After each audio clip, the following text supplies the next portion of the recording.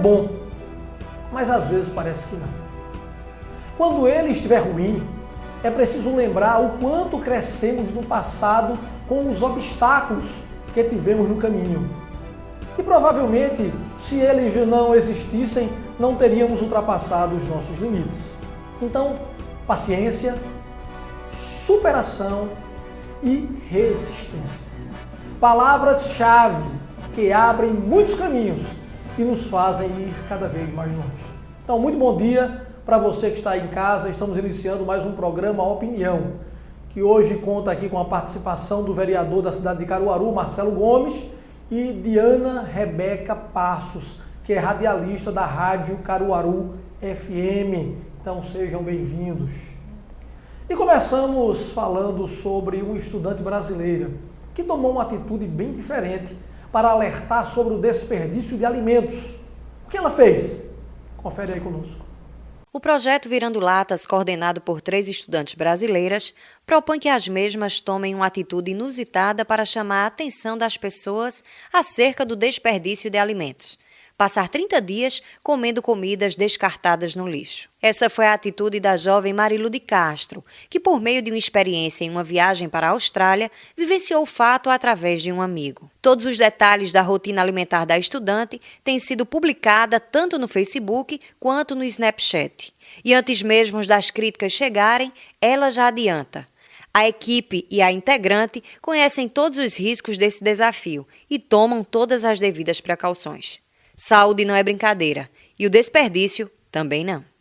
Isso é um problema que vem afetando todos os países, principalmente os países ricos, né? Eu não falo aqui nem de países pobres, porque normalmente os países muito pobres, tem muita gente que vai para o lixo comer esse tipo de comida.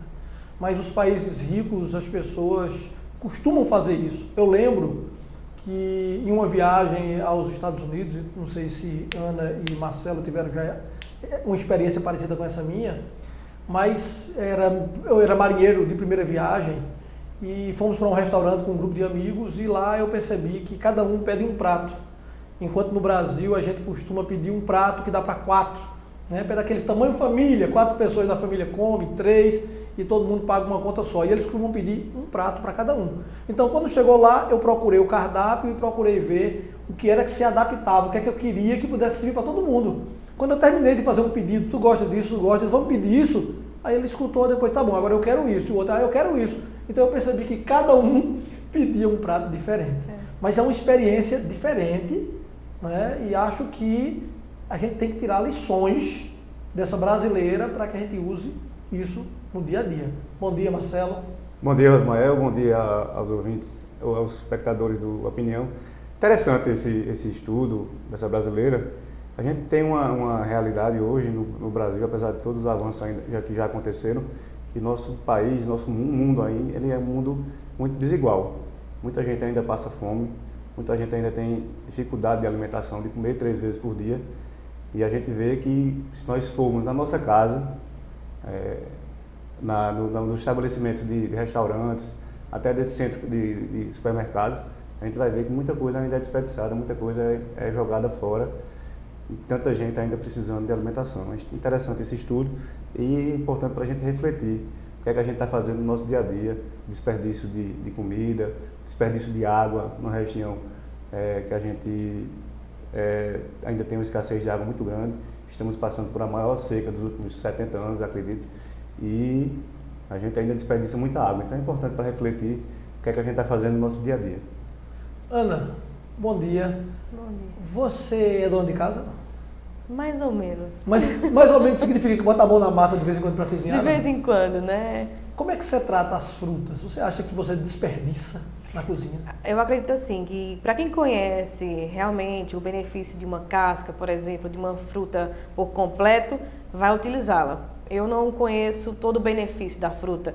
Então eu, como qualquer ser humano ou de ser humano normal, tira apenas o que vai se comer e joga o restante no lixo. E essa tem sido a realidade de muita gente hoje no Brasil, né? Na casa de qualquer pessoa ocorre isso. Mas essa iniciativa dessa estudante brasileira é para a gente realmente repensar algumas atitudes dentro da própria casa, viu, Rosmael? Mas você terminou abrindo aí um leque grande. Sabe para quê?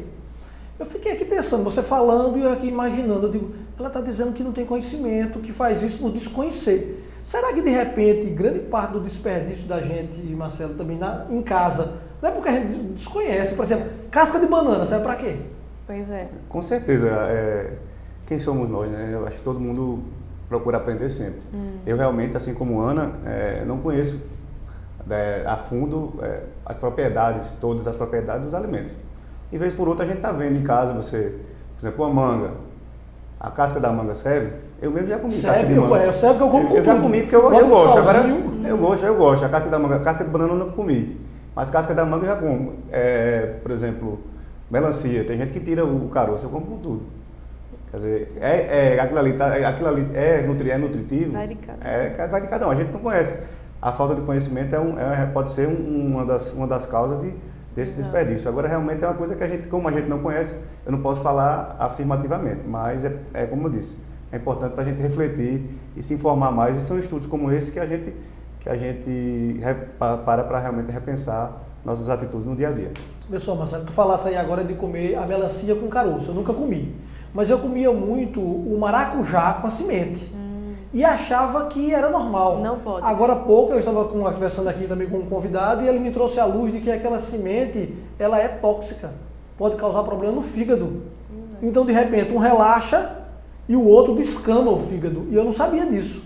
Então, carece ainda de muita informação, mas de um modo geral, Ana, a gente joga muita comida no lixo, né? Sobra de comida, a gente costuma pegar aquilo ali, descartar, não guarda, não tem um excesso de reciclagem. Colocamos mais do que às vezes vamos nos alimentar naquele momento.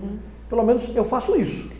Se você tiver uma consciência de realmente a quantidade que você deve comer, suporta para comer, você já começa a partir dali. Eu não vou jogar comida fora, vou botar no prato, isso no restaurante, numa lanchonete, em casa.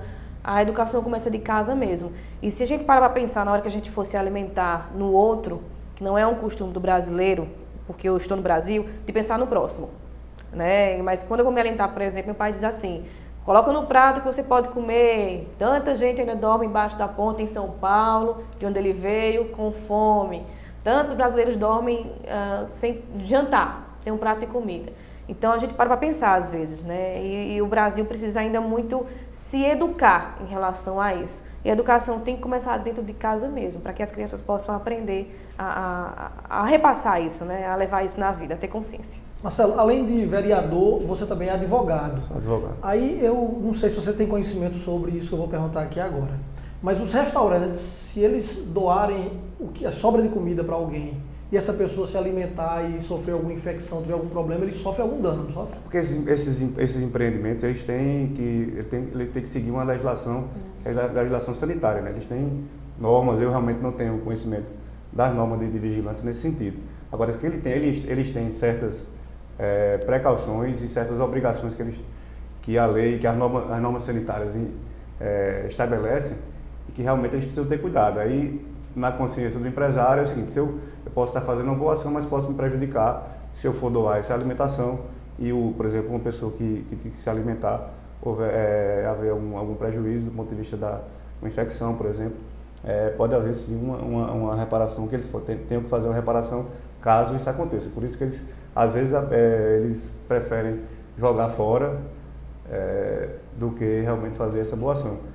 É preciso também a gente repensar, e também tanta gente estuda muita coisa, então vamos começar a estudar, vamos começar a refletir, vamos colocar o pessoal que está nas universidades, nas faculdades de nutrição, de biologia, para saber se realmente, até para tentar modificar, se houver uma imposição da legislação, para que os estabelecimentos comerciais que vendem comida, restaurantes, por exemplo, se eles podem fazer sem causar prejuízo, porque também é muito ruim também, você tentando fazer uma boa ação, e aí ter prejuízo por isso.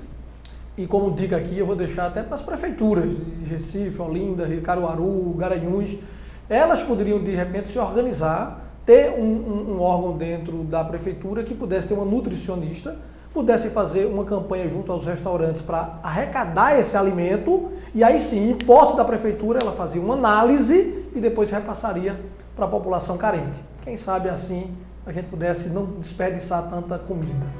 No próximo bloco, o que você prefere?